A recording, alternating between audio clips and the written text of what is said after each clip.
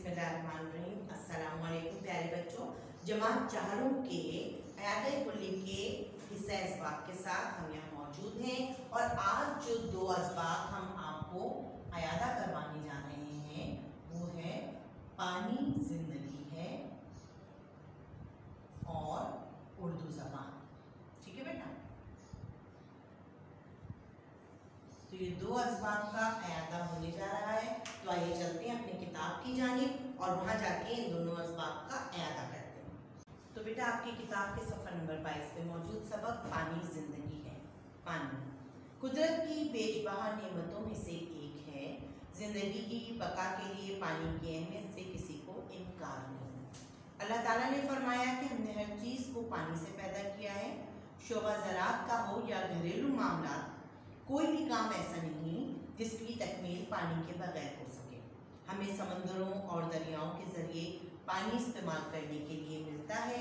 ये अनमोल नेमत अल्लाह ताला ने हमें बिनमोल अता फरमाई है। इंसानी जिस्म में 70% से ज़ायद पानी मौजूद है। इसमें होने वाली कमी को पूरा करने के लिए हर इंसान को पानी की ज़रूरत होती है। ये कहना गलत नहीं कि अगर दुनिया में पानी ना हो तो हयात ना हो। पानी फैक्ट्रियों, सनतों या दीगर इदारों में सफाई के कामों में इस्तेमाल किया जाता है, तो इसमें मुख्तलिफ किस्म के कीमियाई मुरक्कबात और जहरीले मादे उसके साथ खारिज होते हैं जो मुख्तलिफ रास्तों से होकर नदी नालों के बहते पानी में शामिल हो जाते हैं। इस तरह ये पानी इंसानी सेहत के लिए मुज़िर हो जाता है। एक अंदाजे के मुताबिक खराब पानी के इस्तेमाल से काफ़ी बीमारियाँ फैलती हैं। पीने का साफ पानी हर इंसान का बुनियादी हक है। पूरी दुनिया में आलमी सतह पर साफ पानी की फरहमी पर जोर दिया जा रहा है। हमारे मुल्क में पीने के साफ पानी के फरहमी के काफ़ी मसाइल पैदा हो चुके हैं। इनसे निपटना बेहद अहम है। सेहतमंद रहने के लिए साफ पानी खरीद कर पीना भी अब मामूल का हिस्सा है, मगर ऐसा करना पाकिस्तान जैसे गरीब मुल्क के हर शहरी के लिए किसी तौर मुमकिन नहीं। पानी की कमी के बावजूद शहरी अपने फ़र्ज से गाफिल हैं। लोग पानी को बेमकसद बहाकर ज़ाया करते हैं। गलियों में जमा हो जाने वाला पानी मक्खियों और मच्छरों की अफजाइश का सबब बनता है। मौजूदा हालात में ख़राब पानी के बाइस मलेरिया, बुखार, कॉन्गो, हेपाटाइटिस और पेट के मुख्तलिफ अमराज का शिकार होने वाले अफराद की तादाद रोज़ बरोज़ बढ़ती जा रही है। इस सिलसिले में वसी तौर पर ऐसे इक़दाम की ज़रूरत है कि पाकिस्तान के शहरियों को ये अजीम नेमत पानी साफ मिल सके। इस तरह बीमारियों का खात्मा मुमकिन होगा। साफ पानी की नेमत के साथ हम एक सेहतमंद पाकिस्तान की तामीर कर सकेंगे। तो बेटा आपने देखा पानी जो है वो अल्लाह ताला की वाकई एक नेमत है और अगर पानी ना हो तो शायद पूरे अर्ज़ पर हयात बाकी ना रह सके, ज़िंदगी बाकी ना रह सके। क्योंकि जब हम बने हुए इंसान की बात भी करते हैं तो इंसान के जिस्म में भी अल्लाह पाक ने 70% पानी रखा है और जिसमें कमी वाक़या होती रहती है। कमी कैसे वाक़या होती है कि हमारे जिस्म से इखराज होता है पानी का और पसीने के ज़रिए भी हमारे जिस्म से पानी का इखराज होता है। जब हम कोई काम करते हैं, तवानाई सर्फ होती है तो हमारे जिस्म से पानी खारिज हो जाता है, यानी हम मेहनत करते हैं तो पसीने की सूरत में या इखराज की सूरत में। अब उस कमी को अगर हम पूरा ना करें तो फिर हमारे जिस्म में पानी की कमी हो जाती है। पानी की कमी अगर बहुत ज़्यादा हो जाए तो खुदा न खास्ता हम मौत के मुँह में भी जा सकते हैं। अब इस सबक को बेसिकली जो है बुनियादी तौर पर मुसन्निफ ने दो हिस्सों में तकसीम किया है। पहला हिस्सा तो ये है कि अल्लाह पाक ने ये नेमत हमें बग़ैर किसी कीमत के दे दी, अता फरमा दी, यानी दरियाओं के और कहना चाहिए समंदर के ज़रिए, या आप ज़मीन भी खोद के कुआं निकालते हैं, या आप देखा होगा आपने बोरे का पानी भी हम इस्तेमाल करते हैं, तो इस तरह भी हमें पानी मिल जाता है। अब ये पानी जो हमारे पास आ रहा है ये हमारी ज़रई, यानी आपको पता है पाकिस्तान एक ज़रई मुल्क है। 80% जो हमारा मुल्क का हिस्सा है वो ज़राअत के ऊपर, उसकी ज़राअत की आमदनी पर उसका जो है दारोमदार है। तो ज़राअत हो या घरेलू मामलात हो, पानी की ज़रूरत हर लिहाज से हमें रहती है। फिर क्या होता है कि अगर पानी की जो अहमियत है उससे इनकार नहीं कर सकते तो हमें यहाँ पर क्या करना चाहिए, हमें अल्लाह पाक का शुक्र अदा करना चाहिए। चाहिए। आपको पता है हमारी आँख तक में अल्लाह ताला ने नमी रखी है, यानी हमारे जिस्म में पानी है ना, तो ये नमी जो है वो पानी ही का एक हिस्सा है ना बेटा, कि अगर ये नमी ना हो तो हम जो पलकें झपकाते हैं उसको झपकाने में हमें दुश्वारी का सामना हो। तो ये अल्लाह ताला की एक नेमत उज़्मा है जिसका हमें शुक्र हर हालत में अदा करते रहना चाहिए। फिर दूसरी तरफ वो बताते हैं कि हुकूमत का क्या फ़र्ज़ बनता है। हुकूमत का फ़र्ज़ बनता है कि जो आवाम है, जो शहरी है, उनका बुनियादी हक़ है पानी की फराहमी। तो साफ़ पानी की फराहमी हुकूमत को चाहिए कि अपने अवामुन्नास को दे। अब यहाँ क्या होता है कि पानी फैक्ट्रियों में इस्तेमाल होता है, सफाई के तौर पे इस्तेमाल होता है, उसमें कीमियाई अज्जा शामिल हो जाते हैं, फुजला शामिल हो जाता है, फाजिल अज्जा शामिल हो जाते हैं, और फिर जब इस पानी को बहाया जाता है तो ये नदी नालों में बहता है। एक तो नदी नालों में पानी जा रहा है तो वो नदी नालों में मौजूद अगर पानी, अव्वल तो हम नदी नालों का पानी इस्तेमाल नहीं करते, लेकिन जब वो जिस जगह से भी गुजरता है उस जगह की आबो हवा को भी मुतासिर करता है ना, तो हमें जो है इस पानी से बचने की ज़रूरत है। कई कीमियाई मादे या तेज़ाबी मादे ऐसे होते हैं कि खुदा न खास्ता अगर उस पानी में हमारे हाथ पैर पड़ जाए तो हाथ पैर की जिल्द को नुकसान पहुंच सकता है। फिर आलमी सतह पर भी पानी की सफाई पर जोर दिया जा रहा है। आपने देखा होगा कि जगह जगह फिल्टर प्लांट लगे हुए हैं पानी को साफ करने के, आरओ प्लांट भी जिनको कहते हैं, और हम और आप अब ये पानी खरीद कर पीते हैं। लेकिन वो लोग जो बेचारे बहुत गरीब हैं, वो तो यही पानी जिसमें अज्जा शामिल है, फाजिल अज्जा शामिल है, तो वो ये खरीद कर पी नहीं सकते, तो वो लोग यही पानी पीने पर मजबूर हैं। लेकिन वहाँ पर भी इंसान को अपनी इंसानी ज़हनी जो है कहना चाहिए, अकल को इस्तेमाल करना चाहिए और उस पानी को पका कर, जी पानी को जब हम उबाल लेते हैं तो वो पानी साफ़ हो जाता है ना, तो हमें उस पानी को पका कर, उबाल कर और ठंडा करके इस्तेमाल करना चाहिए। तो हम खुद भी जो है अपनी सेहत का ख्याल रखें, क्योंकि अगर हमने ऐसा गंदा पानी पी लिया तो जिस पानी में जरासीम होते हैं उस पानी से कांगो, हेपाटाइटिस, मलेरिया, बुखार जैसी बीमारियां तो होती ही हैं, पेट के अमराज होते हैं, डायरिया हो जाता है, उल्टियाँ शुरू हो जाती हैं, मोशन शुरू हो जाते हैं, और आपको मैं बताऊं कि जिल्द, स्किन भी आपकी मुतासिर होती है, आपको जल्दी बीमारियाँ भी हो जाती हैं। तो हमें ख्याल रखना है, जहाँ हम अपनी सेहत और सफाई का ख्याल रखते हैं वहाँ हमें पानी की सफाई का ख्याल भी रखना है। फिर हमें क्या करना चाहिए, हमें क्योंकि हमारा हक है, लिहाजा हमें हुकूमत वक्त से इसका तकाजा भी करना चाहिए। जहाँ जिन इलाकों में साफ़ पानी की फराहमी नहीं है वहाँ आप आवाज़ ज़रूर उठाएं और साफ़ पानी के लिए हुकूमत से मुतालबा करें, क्योंकि जब पानी साफ़ होगा तो आवाम सेहतमंद होगी, जब आवाम सेहतमंद होगी तो मुआशरा सेहतमंद होगा, जब एक सेहतमंद मुआशरा होगा तो पाकिस्तान की तामीर और तरक्की भी सेहतमंद अंदाज पे हो सकेगी। फिर यहाँ पर हमारा भी कुछ फ़र्ज़ बनता है। हमारा क्या फ़र्ज़ बनता है बेटा कि आपने अक्सर देखा होगा लोग अपने घर की सफाई करते हैं, धुलाई करते हैं और पानी को गली में सड़कों पे बहा देते हैं और वो पानी खड़ा रहता है। फिर यह पानी आप अपने ऊपर टैंक पे चढ़ाते हैं, पानी मोटर खोलते हैं, तो आप गैर जिम्मेदारी का मुजाहरा जहाँ पर किया जाता है वहाँ पर टैंक में से पानी बहता है, ओवरफ्लो होती है और वो भी गली में जमा हो जाता है।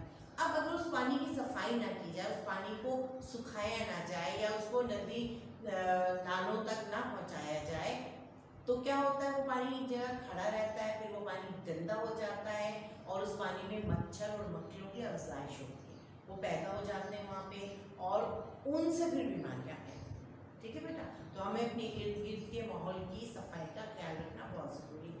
ये सबक था आपका पानी ज़िंदगी है, इसके सवाल जवाब बेटा आपने देखने हैं।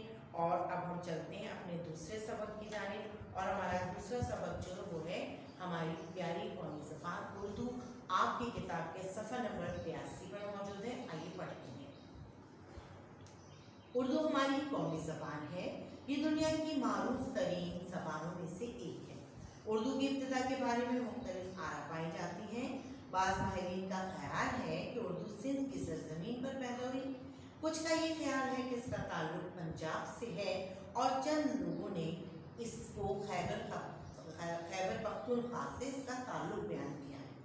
इन तमाम ख्यालात से ये बात साबित हुई कि उर्दू का ताल्लुक पाकिस्तान के हर इलाके से है। हर इलाके के लोग इसे पसंद करते हैं और इसे अपनी ज़बान करार देते हैं। इससे उर्दू ज़बान की अहमियत उजागर होती है। हमारे मुल्क में और ज़बानें भी बोली जाती हैं, जिनमें सिंधी, पंजाबी, बलोची, पश्तो, ब्राह्मी, सराइकी और कश्मीरी शामिल हैं। मुख्तलिफ सूबों में बोले जाने वाली सब ज़बानों को अहमियत हासिल है, अलबत्ता उर्दू अपनी इफादियत की वजह से ज़्यादा अहमियत हासिल कर चुकी है। हम देखते हैं कि सिंध का कोई फ़र्द पंजाब, बलूचिस्तान या खैबर पख्तूनख्वा के किसी इलाके में जाए तो वहाँ उसे बातचीत करने में दुश्वारी पेश आती है, क्योंकि वहाँ की इलाकाई ज़बान से नावाकिफ़ होता है। ये हालत किसी और सूबे की शख्स की भी होती है जब वो सूबे सिंध के किसी इलाके में आ जाए। उस वक्त शिद्दत से इस बात की ज़रूरत महसूस होती है कि कोई ऐसी ज़बान हो जो हर सूबे का हर शख्स आसानी से बोल और समझ सके। ये ज़रूरत हमारी कौमी ज़बान उर्दू पूरा कर सकती है, क्योंकि मुल्क के हर इलाके के लोग उर्दू बोल सकते हैं, समझ सकते हैं और लिख सकते हैं। ये मुल्क के तमाम लोगों के दरमियान राब्ते का मौसर ज़रिया है। ये वजह है कि उर्दू को पाकिस्तान की कौमी ज़बान करार दिया गया है। इसीलिए से तालीमी इदारों में उर्दू को लाजमी मज़मून की हैसियत हासिल है। हमारे मुल्क में जो मुख्तलिफ ज़बानें बोली जाती हैं उनका आपस में गहरा ताल्लुक़ है। ये ताल्लुक़ कौमी इत्तेहाद पैदा करता है। उर्दू ज़बान इस इत्तेहाद को मुस्तहकम व मजबूत करने का बाइस है। हमें ये बात ज़हननशीन करनी चाहिए कि पाकिस्तान के मुख्तलिफ इलाकों की ज़बानों की तरक्की कौमी ज़बानों की तरक्की है। इसी तरह कौमी ज़बान की तवानाई इलाकाई ज़बानों की तवानाई है। सब ज़बानें एक दूसरे से मिलजुल कर ही तरक्की कर सकती हैं। पाकिस्तान के आईन में साफ लिखा है कि पाकिस्तान की कौमी ज़बान उर्दू है। इसी हवाले से मुल्क में उर्दू के निफाज की कोशिशें की जाती हैं। उर्दू के माहिरीन और अदीब व शायर इसकी तरक्की के लिए कोशा हैं। मौजूदा दौर में हर मज़मून पर उर्दू किताबों का ज़ख़ीरा मौजूद है। कई मगरबी ममालिक में उर्दू ज़बान के अखबारात निकलते हैं। दुनिया की मशहूर यूनिवर्सिटियों में उर्दू ज़बान पढ़ाई जाती है और उर्दू को सरकारी ज़बान की हैसियत से राइज करने के लिए इक़दाम भी किए जाते रहे हैं। अक़वाम मुत्तहिदा के मुताबिक दुनिया में उर्दू का शुमार ज़्यादा बोली जाने वाली ज़बानों में होता है। इससे अंदाज़ा होता है कि हमारी ज़बान उर्दू तेज़ी से तरक्की कर रही है। हमें भी चाहिए कि इससे मोहब्बत करें और इसको फ़रोग़ दें। अब बेटा आपने देखा कि हमारी कौमी ज़बान उर्दू है। अब उर्दू ज़बान जो है वो राब्ते की ज़बान है। अब राब्ता कैसा ज़बान? बेटा जब क़याम पाकिस्तान से पहले भी हम अपने एक अलहदा वतन के लिए कोशिशें कर रहे थे, तो उस वक्त भी एक ऐसी ज़बान की ज़रूरत थी कि जो हिंदुस्तान के मुख्तलिफ़ इलाकों में मुख्तलिफ़ ज़बानें बोले जाने वाले मुसलमानों में राब्ते का काम सर अंजाम दे। और उस वक्त भी उर्दू ज़बान ही काम आई थी और इस ज़बान के ज़रिए कायदे आज़म का पैगाम हिंदुस्तान के गोशे गोशे में पहुंचा था और फिर हमने जद्दोजहद की और पाकिस्तान हासिल किया। जब पाकिस्तान हासिल कर लिया तो उर्दू ज़बान को कौमी ज़बान का दर्जा दिया गया। आपने देखा होगा कि इसी तरह सिंध, पंजाब, बलूचिस्तान और खैबर पख्तूनख्वा में भी मुख्तलिफ ज़बानें बोली जाती हैं। वहाँ के मुकामी लोग अपनी अपनी ज़बानें बोलते हैं और लेकिन जब एक दूसरे के सूबे में जाते हैं तो राब्ते के लिए उन्हें एक ऐसी ज़बान की ज़रूरत होती है कि जो ज़बान आसानी से बोली और समझी जा सके। जैसे इसकी मिसाल आप यूँ ले लीजिए कि अंग्रेज़ी जो है वो एक बैनुल-अक़वामी ज़बान है ना, तो आप दुनिया के किसी भी मुल्क में जाते हैं तो आपको उस ज़बान की ज़रूरत पड़ती है और लोग उस अंग्रेज़ी ज़बान से राब्ते का काम लेते हैं। बिल्कुल इसी तरह उर्दू हमारी कौम के लिए मुख्तलिफ ज़बान बोलने वाले तबक़ात के लिए राब्ते का ज़रिया है। फिर जब हमने बात की बैनुल-अक़वामी तौर पे, तो अक़वाम मुत्तहिदा ने यह तस्लीम किया है कि उर्दू ज़बान बहुत सारी ज़बानों की तरह जो है बहुत फ़रोग़ उसको हो रहा है और बहुत ज़्यादा फैल रही है। जिस तरह लोग अंग्रेज़ी ज़बान को सीख रहे हैं उसी तरह उर्दू ज़बान को भी सीखा जा रहा है और मुख्तलिफ ममालिक में उर्दू ज़बान यूनिवर्सिटीज़ में पढ़ाई जा रही है। ख़ास तौर पर अगर हम अपने हमसाया दोस्त मुल्क चीन का जिक्र करते हैं तो चीन में इसको एक बाकायदा मज़मून की हैसियत हासिल है और चीन के लोग इस ज़बान से मोहब्बत करते हैं और पाक चीन दोस्ती जो है वो इस ज़बान के फ़रोग़ में भी एक अहम किरदार अदा करती है। इसी तरह जब इस ज़बान की इब्तिदा के बारे में बातचीत की जाती है तो बहुत सारे लोगों का ये ख्याल है कि ये ज़बान किस तरह बनी, पंजाब में बनी, बाज़ लोग कहते हैं कि ये सिंध में बनी और कुछ लोग कहते हैं ये खैबर पख्तूनख्वा में बनी। बेसिकली जो बुनियादी तौर पर इस ज़बान का वजूद अमल में आया है ये क़याम पाकिस्तान से कई साल पहले, जब हिंदुस्तान में बहुत सारी कौमें एक जगह जमा थीं और जब मुसलमान इस हिंदुस्तान में आए थे तो यहाँ पर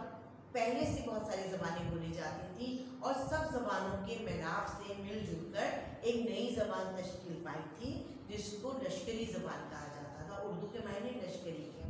तो एक ज़बान का वजूद हुआ था और इस तरह उर्दू ज़बान हर मुल्क, हिंदुस्तान के हर कोने हर गोशे में बोली और समझी जाने लगी।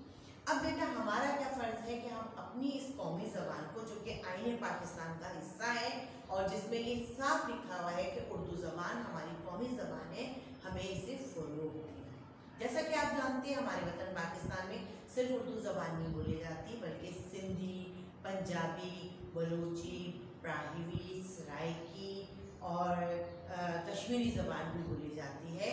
लेकिन इन सब ज़बानों के बोलने वाले जो अपनी ज़बान भी बोलते हैं वो उर्दू ज़बान भी जानते हैं। लिहाजा कौमी ज़बान की अहमियत अपनी जगह बहुत है और इसकी इफ़ादियत बहुत है बेटा। हमें अपनी ज़बान की कहना चाहिए अहमियत को समझते हुए इसको और तरक्की देनी चाहिए, क्योंकि अदीब, दानिशवर और शायर तो इसमें मज़ामीन दिख रहे हैं और इसके ज़ख़ीरे को वसी कर रहे हैं, है ना बेटा। तो हमारा भी फ़र्ज़ है कि हम ज़बान को सही तौर पे सीखें, समझें और इसकी तरवीज में, इसकी तरक्की में हम अपना हिस्सा ज़रूर डालें। और बेटा हमारे कहना चाहिए अपनी ज़बान से ना सिर्फ मोहब्बत करनी चाहिए बल्कि इस ज़बान को सरकारी ज़बान की हैसियत से राइज करने के लिए भी इक़दाम हो रहे हैं। तो सरकारी ज़बान क्या होती है कि जो सरकारी दस्तावेज़ात होती हैं, आपने देखा होगा कि वो हम सुबह सिंध में रहते हैं तो सिंधी ज़बान में भी होती हैं, इंग्लिश ज़बान में भी होती हैं, अंग्रेज़ी ज़बान में भी होती है ना। तो बेटा इसको अब बाकायदा इस तरह के इक़दाम किए जा रहे हैं कि अब तमाम जो दस्तावेज़ात होंगी वो उर्दू ज़बान में होंगी, ताकि आपके मुल्क का हर फ़र्द उर्दू ज़बान में इन दस्तावेज़ात को समझ सके, पढ़ सके और लिख सके। तो ये थी हमारी उर्दू ज़बान का आपका मज़मून, आपका एक सबक। हमने इसका इयादा किया। अब आपको इसके मश्की सवालात का इयादा करना है, अच्छी तरह से याद करना है बेटा, ताकि आप अपने आने वाले इम्तिहानात की तैयारी बेहतर तौर पे कर सकें। इंशाअल्लाह ताला बहुत जल्द एक दूसरे सबक की खाते के साथ मुलाकात होगी। जब तक के लिए अपना बहुत ख्याल रखिएगा। अल्लाह।